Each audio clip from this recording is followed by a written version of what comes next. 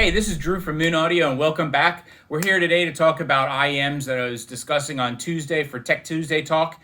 What we want to talk about primarily here is fitment of either a universal or a custom IEM. We're not really going to get into sound signature. However, I'm going to talk about a couple of things to help you get the appropriate sound out of your IEMs. So which do I go with, universal or custom?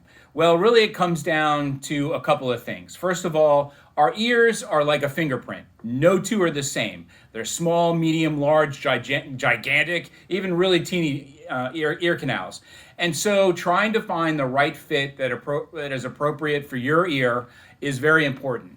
Now, between customs and universals, the benefits are with a universal, if you don't like the sound, even after you get the correct fit, you can resell it, right? Because it hasn't been made for just one person, which is essentially what a custom IEM is.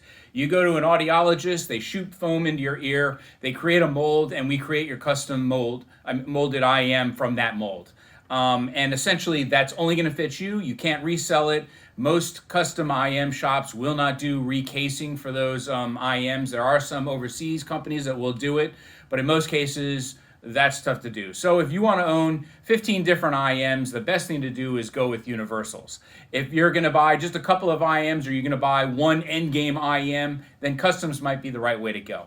These are a couple of my customs. And you can see how we can get into some funky, cool things like putting artwork on it, choosing different kinds of colors. And essentially, this was molded from an impression from an audiologist and created into this custom IEM. I'm big on custom IEMs because universal IEMs, when I push the tips into my ears, are uncomfortable. Then there are people that have the complete opposite situation. They get custom IEMs and they're really comfortable for them. So there's no right or wrong to either one of these. You really got to test it out and play. The bad news about it is IEMs in most cases aren't returnable because they come in contact with earwax, which is a bodily fluid which can spread infection and bacteria. So we do not accept IEMs back. So I would highly recommend going to things like Can Jam shows or to local stores. We've got a bunch of demos here that you can come in and listen to, or go to the audio shows. If not the Can Jams, the big ones, they still have IEM people there where you can try out some stuff. So back to the custom one. So like I said, I'm a diehard custom IEM guy.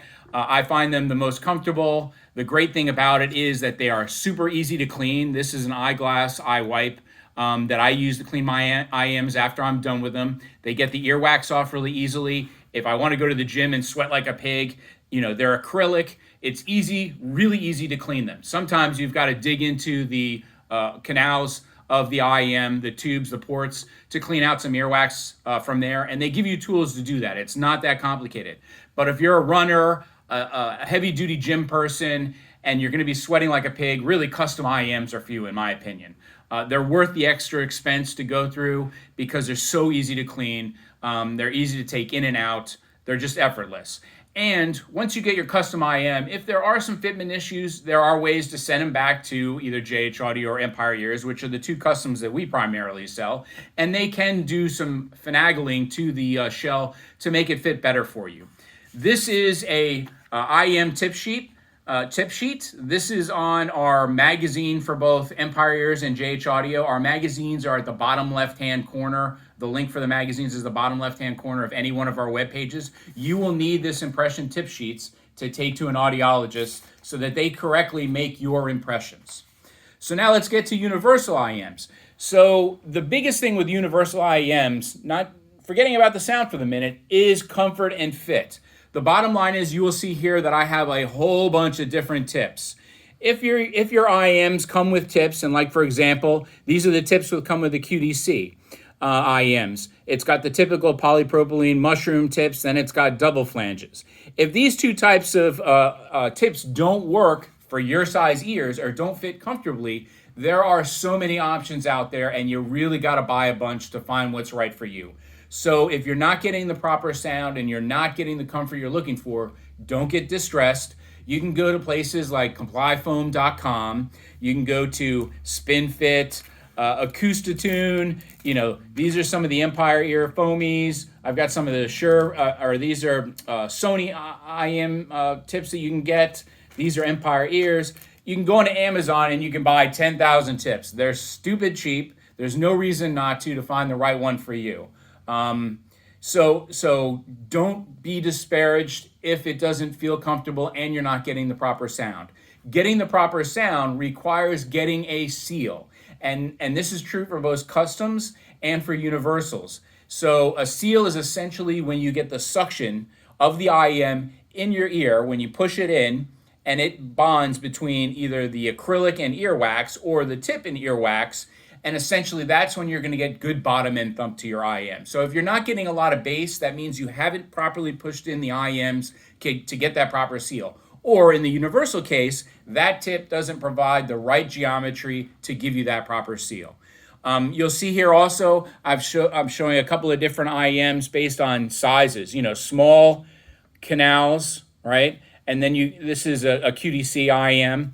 And then if you go to like the I-sign IEMs, they have a pretty big size throat on that IEM. So if you've got teeny ears, even changing the tips may not work. So an important question to ask us at Moon Audio is, hey, I know I've got super teeny canals. Which IEMs just won't work because the canals on the IEM themselves are too large?